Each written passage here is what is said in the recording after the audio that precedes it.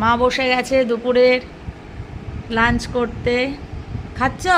হ্যাঁ রে মনে খাও আস্তে আস্তে। আজকে কি কি করেছো তুমি? ওই কচুরমুখী আলু দিয়ে মানে মাছের তরকারি করেছি। ও, আর এইটা? আর ভোলা মাছ সর্ষে দিয়ে ঝাল করেছি। তুমি তো সর্ষে খেতে পারবে না। হ্যাঁ রে, ও একদম করে খেতে পারো।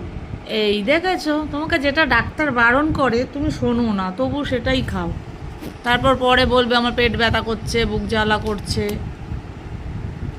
বেশি তো খাবো না, এই একটুখানি খাবো আর কি। দেখবো খেয়ে কেমন হলো। আর কপালে টিপ পড়োনি কেন আজকে?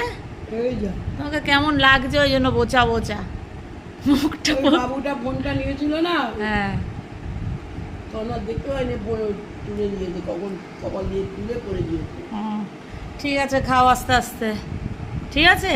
হ্যাঁ, আর সর্ষে ঠিক। কিন্তু কম খাবে, বেশি খাবে না। ঠিক আছে, ঠিক আছে। হ্যাঁ, চলো খেয়ে নাও।